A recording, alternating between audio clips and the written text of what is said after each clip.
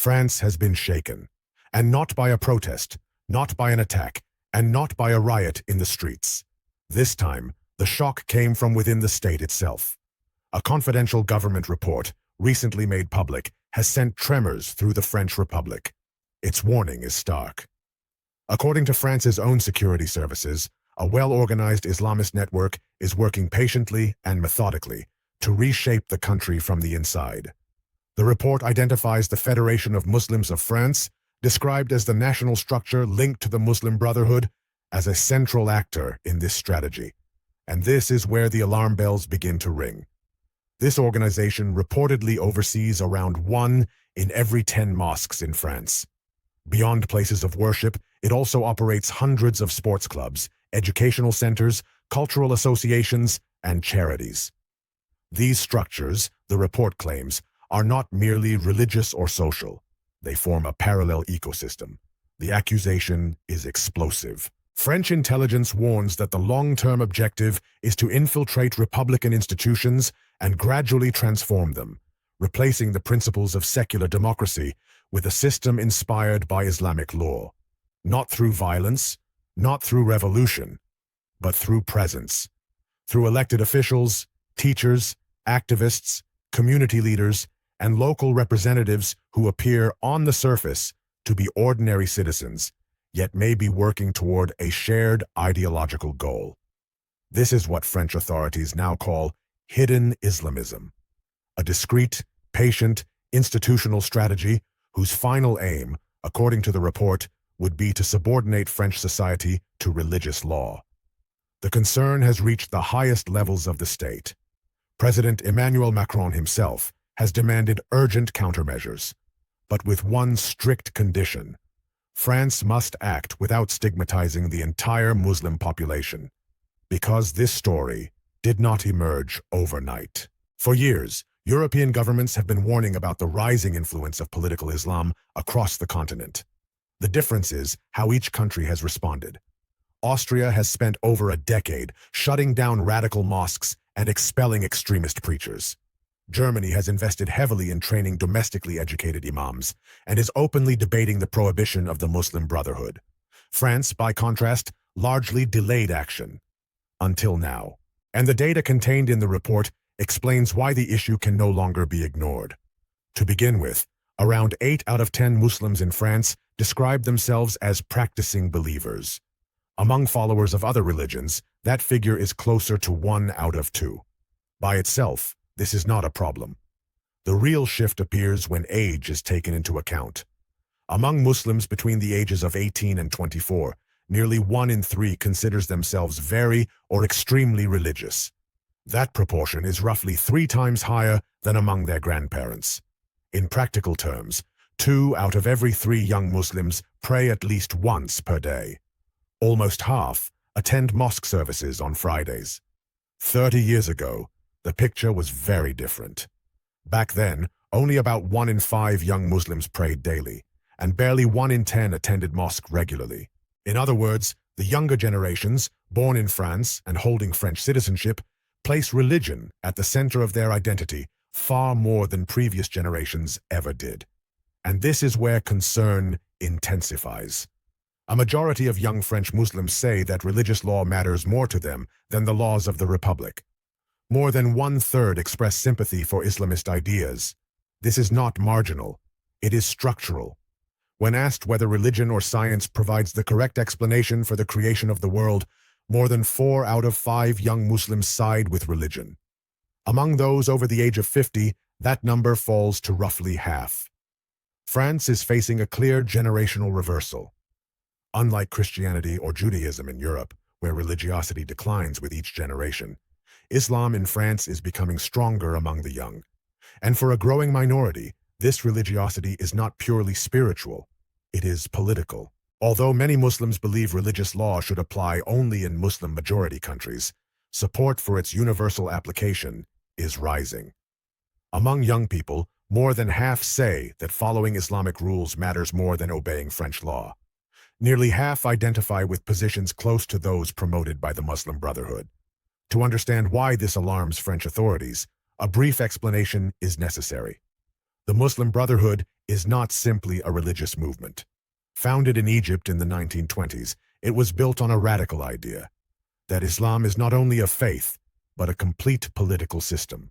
Since its creation, the Brotherhood has expanded globally, blending charity, education, activism, and in some cases, cooperation with militant groups.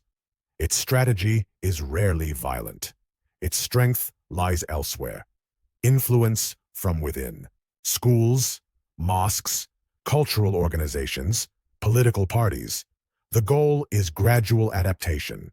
Democratic institutions remain, but their values slowly shift to align with religious doctrine. This slow transformation is exactly what European intelligence agencies fear most, and demographics only amplify that fear. In the year 2016, Muslims represented just under 9% of France's population. By the middle of the century, projections suggest that figure could approach 1/5 of the population. Among young people and the working-age population, the proportion will be even higher. These families are younger. They have more children. Their political influence will inevitably grow. This is no longer a debate about immigration. The transformation is already underway. Islam could become the largest religion in France in terms of practicing believers within a few decades. So the real questions emerge. Why do so many young Muslims feel more loyalty to religious law than to Republican law? What has gone wrong? And what consequences could this bring? To understand the roots of this shift, we must begin with identity. Imagine being 18 years old. Your name is Muhammad or Yasmina. You were born in France. You grew up in a suburban housing estate outside Paris or Marseille. Logically, you should feel French, but in many cases, that sense of belonging never fully forms. For a growing number of young people of North African or Sub-Saharan origin, religion has become the core of their identity, not by accident, but by circumstance. Large numbers of Muslim families live concentrated in specific neighborhoods created by decades of housing policy. These areas were never designed to integrate. They became enclosed. Children grow up surrounded almost exclusively by people like themselves, attending schools where most classmates share the same background. Integration is not actively rejected. It simply feels unnecessary. Inside these environments, mosques and religious associations offer something powerful: belonging. Imams fill a vacuum left by absent opportunity, high unemployment, and limited social mobility. Embracing faith more intensely than previous generations offers recognition, structure, and dignity, but it also deepens separation. As these communities turn inward, cultural distance from the rest of French society grows. And when two worlds stop sharing the same norms, conflict becomes inevitable. France's secular model complicates this further. The Republic treats all religions equally by keeping them out of public institutions. But when religious identity becomes central, secularism is no longer seen as neutrality. It is seen as hostility. In the year 2004, France banned religious symbols in public schools. The rule applied equally to all faiths, yet many Muslim families perceived it as an attack. Some girls left school rather than remove head coverings. Religious leaders used the controversy to fuel narratives of persecution. In the year 2023, the government banned long Islamic robes from classrooms. The result was not greater integration, but withdrawal. Some students were expelled. Others moved into private religious education linked to mosques. Each attempt to enforce secularism unintentionally strengthened communal isolation. Meanwhile, foreign influence continues. For decades, countries such as Saudi Arabia, Turkey, Morocco, and Algeria have financed mosques and sent preachers. Sermons delivered in Arabic reach young people who may not fully understand the language, yet absorb messages that clash with Republican values. Since the oil boom of the 1970s, billions have been spent exporting conservative interpretations of Islam across Europe. Social media has multiplied this influence. A smartphone now connects teenagers instantly to radical preachers abroad. At the same time, nationalist political movements inside France have turned Islamization into an electoral weapon. Calls to ban organizations, close mosques, and expel radicals resonate with many voters. But this rhetoric also pushes Muslim communities further inward. France now faces a dangerous feedback loop. The consequences are already visible. Schools report rising tension over biology, gender equality, and freedom of expression.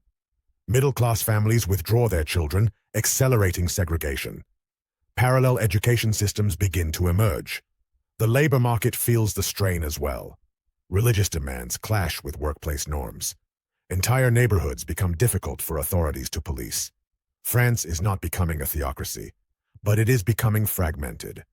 Two populations, both French on paper, increasingly live by different rules, consume different media, vote for different parties, and trust different authorities.